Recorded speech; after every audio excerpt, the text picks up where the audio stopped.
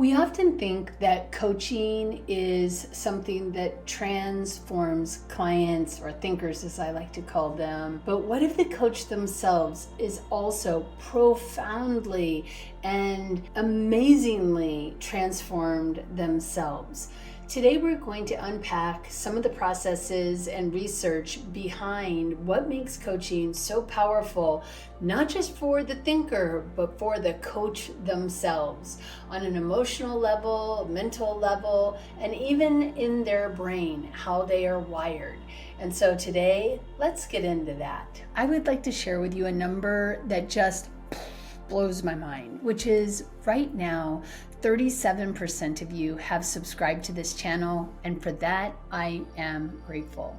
But that also means that 63% of you who are watching this content have not yet subscribed to the channel, and that is a number I would like to change. If you're enjoying this content, the simple, easy thing you can do to help sustain the work that I am doing is to subscribe to the channel. So I want to thank you in advance, and let's get back to the video. I think coaching is probably one of the most important leadership tools we have right now on the planet. I know there's a lot of tools out there, so that's a really big statement, but I'm going to stand by it, and I'll tell you why. Because I think that leadership shows up in every single job on the planet. I don't care if you are painting somebody's house or you are running a multi-billion-dollar organization.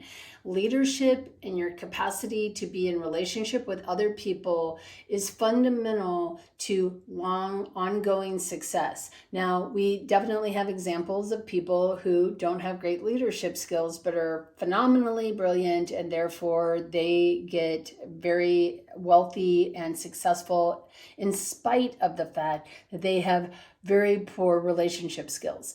They're the anomaly. Most of us aren't going to get away with that kind of behavior and still be successful. So this video is really for the rest of us. So when we're looking at leadership, there was a study recently in 2016 by Ruth Leggett and Joanne James. And what they did was they did focus groups with people who had completed a coaching program through a university, and they wanted to see whether or not the coaches were affected, not just the clients. What they discovered was the coaches didn't just become better at coaching, that happened also, but what they noticed also happened at the same exact time was that the coaches became more effective leaders, improving their listening skills, greater empathy, the ability to really challenge assumptions that they were having, challenge their own biases. And this was applied in the boardroom, in team discussions, daily conversations with people they worked with, at home, with friends, with the people that they were doing Little League with. It didn't matter. Across the board, people who got coach training ended up being themselves better leaders. This also supported theories that came out of studies that happened in the 2000s. This supports theories that coaching skills are core leadership capabilities, and that came out of Hamlin et al. In 2006, as well as Ledishewski in 2010.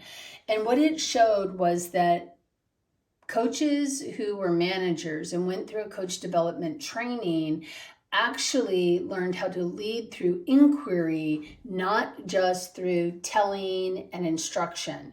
They got rid of their advice monsters, to use Michael Bungay-Stanier's quotable label, advice monsters. What people were saying in these studies ultimately were things like, it changed the way I interacted with my team, or also how I interacted with my manager. Another person said, I now have the confidence to challenge people more below me and above me. I became more outcome focused, which is a really interesting trend. And what both of these speak to is the degree of confidence that the person gained in themselves. And ultimately, when I think about the work that I've done over the last 30-ish years, that Most underlying issues that people come to coaching or even therapy for have to do an awful lot with confidence, whether or not they have it or not. And if they don't have it, what ends up happening is you start to see things like control issues, anxiety, depression, anything that takes us away from that sense of self that is secure in itself. Not in an unhealthy way, but in a healthy way. There's too much focus on the external, not enough focus on the internal. And one of the things that I think coaching education does for people, and I think it does better than at least the MSW program that I went to back in the 90s, is that it really invites you to start your own self-reflective practice so that you start looking at what's just happened right here when I'm having this reaction to this person or this situation, or I'm trying to solve things for people, or what hooked me, or what did I overlook because it's unresolved for me still. We'll get into that in a moment. Excuse the quick interruption, but I wanted to make sure that you knew that you were invited to my monthly Coaches Q&A. It happens every third Monday of the month, and we talk about all things coaching. We talk about coaching demos, we talk about competencies, we talk about what to do with resistant clients, we talk about all sorts of things. Plus, we have an added networking event at the end of it. So you are invited to join this community. I would love to see you there. And on that note, let's get back to our regularly scheduled programming. Basically, going back to these programs, what the coach training did was emphasize critical reflection, and not in a negative way, but in a thoughtful, insightful, sort of critical thinking way, that we became more reflective of what was showing up inside of us. So that self-awareness, and that ultimately led to these transformational learning. And this is where we get sticky outcomes and sticky results, not just for our thinkers, but also for ourselves. And the more we then begin to practice this, the more sticky it gets.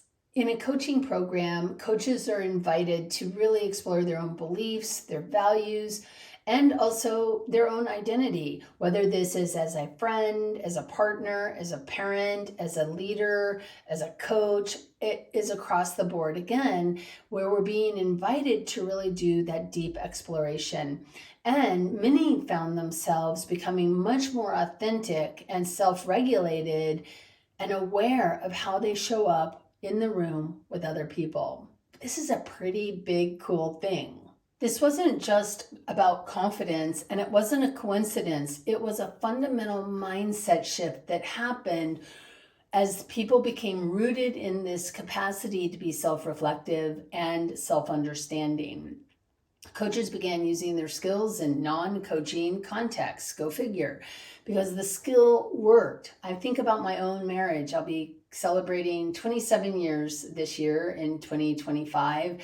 And I think of the trainings that Michael and I took early in our marriage with Gottman and different relationship training programs that I was being sent to through the military, and how we were able to then do couples groups with the Air Force because we were taking these trainings. But not only were we teaching these trainings as one might coach another person, we actually began to apply these skills to our own relationship. Our relationship became the goal, and so then neither one of us was the winner or loser. The relationship was the winner or loser, and we both wanted the relationship to win. So this ability to then take learning and apply it to ourselves is fundamental to having these lasting changes, which is such a benefit to the person going through a coaching program or a really good therapy program, is that what you're doing is your own work along the way. Most good programs require that a person is both the coach and the thinker. And this ability to learn how to be in both chairs is fundamental also to the lived experience that one has. So if you have an opportunity to go through a coaching program, you're going to have this dual experience as both the coach and the thinker. And this is going to build on things like your empathy. You understand how hard it is to know something, but how do you then apply it to yourself? And I hear this all the time from coaches and therapists when I'm doing coaching. I might ask, what would you say to somebody else under these circumstances? And they're like, oh, you mean I have to do that myself? And it's like, yeah, you sure do. And so that's part of it, is how do we take what we know in our head and be able to put it into ourselves, like really embody the learning.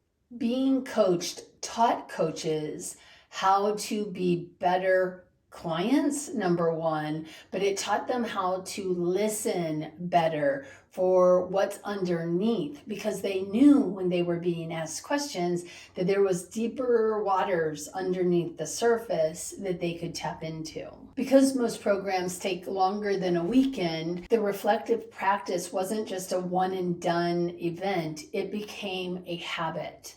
Coaches learned how to listen for patterns, listen for powerful words, listen for energetic shifts, listen for values, listen for really ingrained narratives. And as a result of that, they became aware of their own patterns, habits, values, really ingrained narratives, which gave them opportunity to work within the framework of somebody whose mind they could actually read, which is brilliant. So what does coaching give back?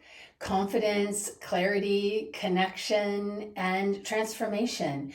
It fundamentally changes the people who go through programs where they become more self-aware, emotionally intelligent, and effective as both professionals, entrepreneurs, and just genuinely better human beings.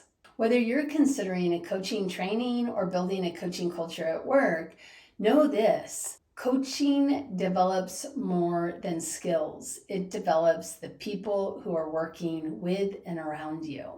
If you like this video and if coaching has changed you, subscribe for more research-based coaching insights as I do more videos, but also leave a comment below. What unexpected ways did coaching change you? On that note, I wish you a wonderful rest of your day and happy coaching. Cheers.